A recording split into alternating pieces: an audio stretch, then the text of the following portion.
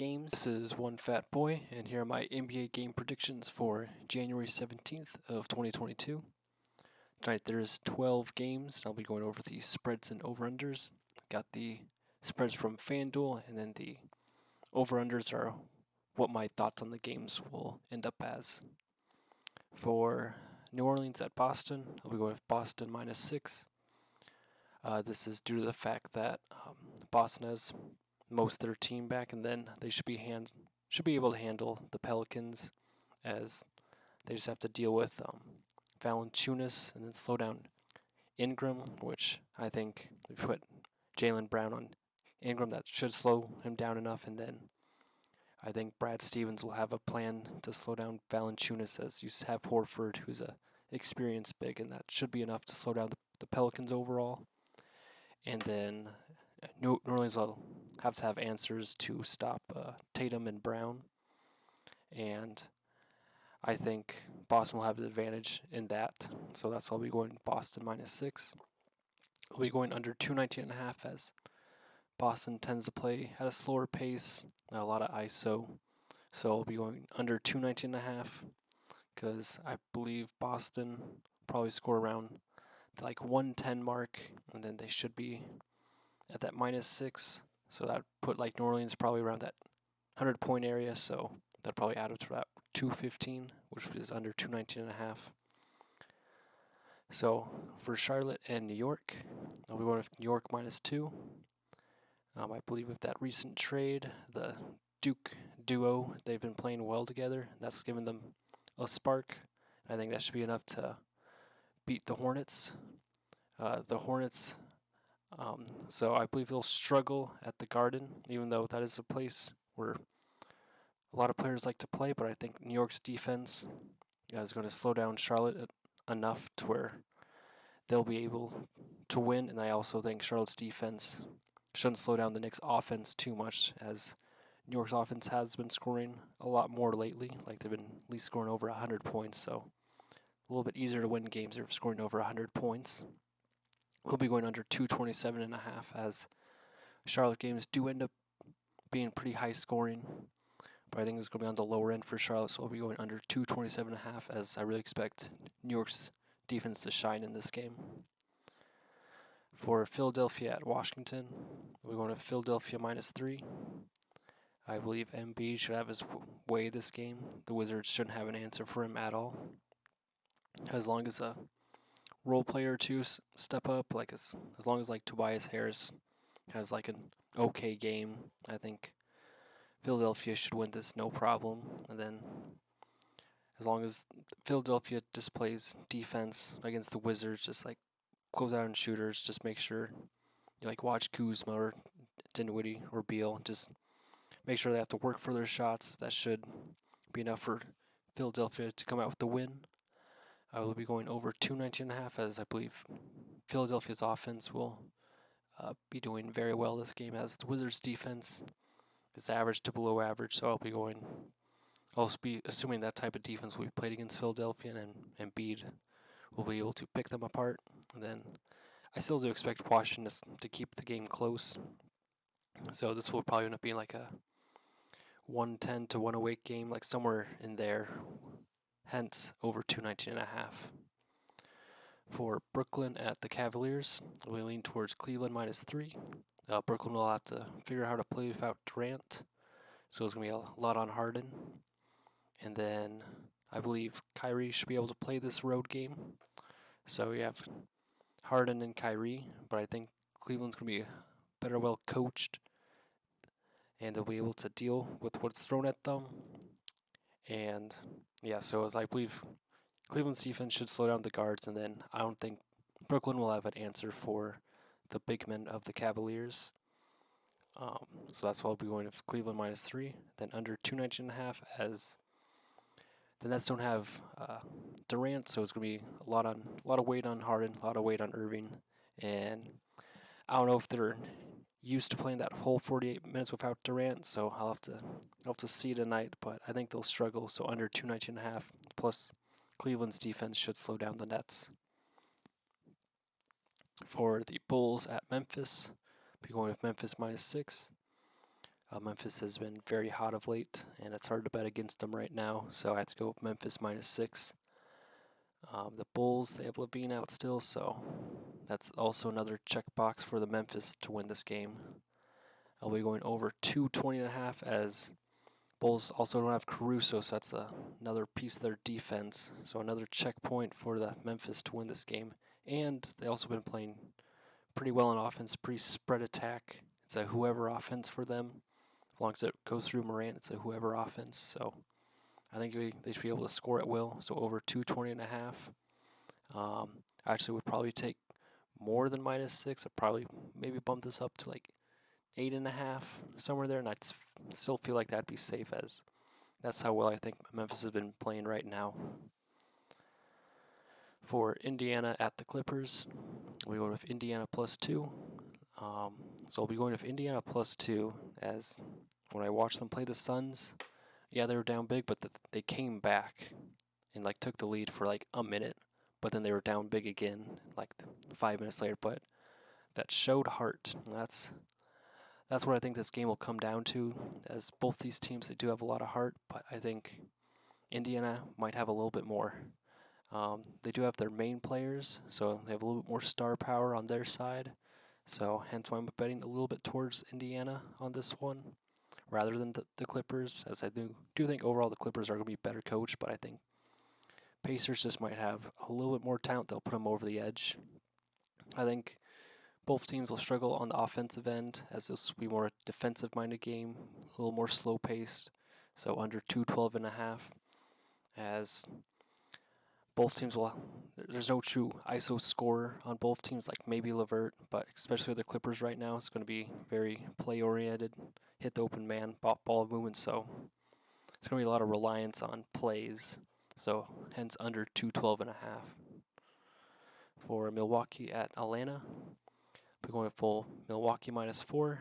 It's like you still have Giannis and you still have Middleton, even though Holiday's out. I think that should be enough to beat the Hawks, as Milwaukee should want to beat the Hawks, as that is a team they beat in the playoffs. And I guess if I were the Bucks, I'd try to still put my dominance over a team I beat in the playoffs, and then try to work my way up higher in the standings. And also, they've been playing a little bit better as of late. They're playing like they want to win games, besides like keeping it all close and possibly losing. So hence I'm going to be betting on the Bucks too, and then Atlanta, kind of up and down all season. And then I'll be going over 225.5, as Atlanta doesn't play the greatest defense. And if the Bucks keep going from 3, then this is going to be very high scoring. I think Atlanta still will get their points, maybe just a tad bit lower, but I think they'll probably get their average. So I'll be going over 225.5, as I do expect this to be a high scoring game. For Portland at the Magic, I'll be going with the Magic +1. I have a hard time betting on Portland still without Lillard, but I think the role players have been gaining confidence for Portland, as like they're young, they're players that want to prove that they belong to the league, get the larger contracts. So there's still a lot of talent on Portland, but I think from what I've been seeing from the Magic, they've been playing better in January. They'll keep the game close. I don't expect this game to be a blowout unless like Portland just gets on fire from 3 in the first half. I expect this game to be close, and if this is close at the end, I do expect the Magic to come out with a win, as the Wagner brothers, they have a lot of energy, and I think it's going to be hard to stop. So hence I'll be going Orlando +1, and then overall the defense by Portland, I think Magic's going to get above their average, and then I think Portland's going to be shooting a lot of threes, so they're going to score a lot of points on their end too. Hence I'll be going over 220.5. For the Raptors at the Heat, we go with Toronto +3.5. I think between Siakam, Fred VanVleet, Newbie, just a bunch of players on the Raptors, I think there's just a lot of tools for them to stay in the game against the Heat. I don't think the Heat should blow out the Raptors at all. I think this will be down to the wire, or at least Toronto winning the game, as there's just a lot more tools on the Raptors. than what the Heat have right now.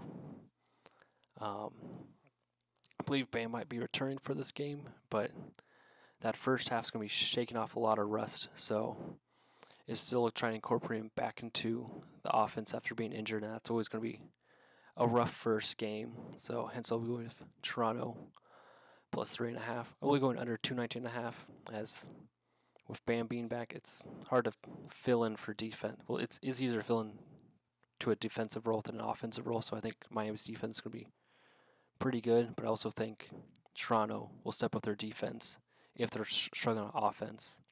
So I think both teams will have a hard time on the offensive end, as it will be the defense shining in this game, so under 219.5. For the Suns at the Spurs, I'll be going with the Suns minus 4.5. After beating Detroit yesterday morning, I think they'll be plenty rested, even on the second night of a back-to-back, to go to the Spurs and beat the Spurs. So I'll be going Phoenix minus 4.5. Even without Aiden, there's still enough big men. There's still enough forwards and guards. The Suns shouldn't have a problem with the Spurs. I'll be going over 220.5 as the Spurs defense, and also the rate that they play, the pace of the game is going to be a little higher. I'll be going over 220.5 as going to be a lot of open threes, and the Suns are a team that you shouldn't leave open for three because they will knock those down. And then Spurs, I think the Suns defense might be a little weak because it's still a second night of a back-to-back. So they might get more points than what the Suns usually give up, probably in that 105 to 110 range. But I think the Suns should clear 116 points.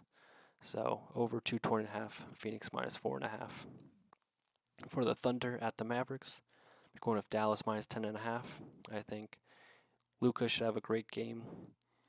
I think the only person who could possibly slow down Luka would be Giddey,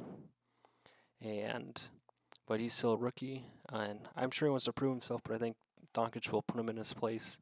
I think he's going to have a great game on his own, so I'll be going Dallas minus 10.5. And I think just Doncic by himself, that should be enough for the Mavericks to win. And especially if we can get his Hardaway or Porzingis involved, that's for sure going to be enough to beat the Thunder. Also, they're playing at home, and young teams tend to struggle on the road, but I think Dallas at home, that should be also another checkbox for them to win. Over 215.5, as I think Doncic will really firepower the Mavericks offense. It's a high-scoring game for the Mavericks, probably above 115. And the Dallas defense should slow down the Thunder. I think with Doncic, the Mavericks defense is a tad bit worse, but Mavericks do play solid defense overall.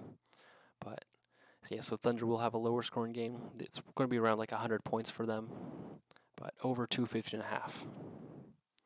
For the Jazz at the Lakers, I'm going with Utah minus 4.5. And even though they played last night, they pretty much had to play 3.5 quarters, as they really pulled away in that fourth quarter against the Nuggets. But I think Utah should have enough energy to beat the Lakers.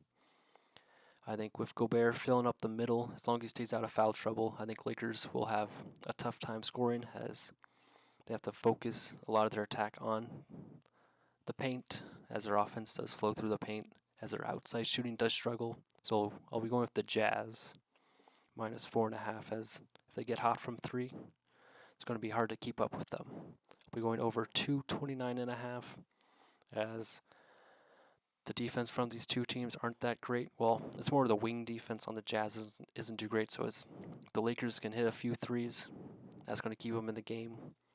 Scored a lot of points. I think the Lakers' defense in general, I think Jazz is going to have their way on the offensive end.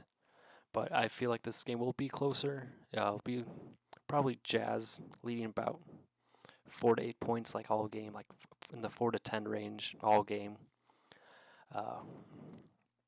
But that's just because Utah played last night. If they didn't, I think Jazz should blow this game out in the first half.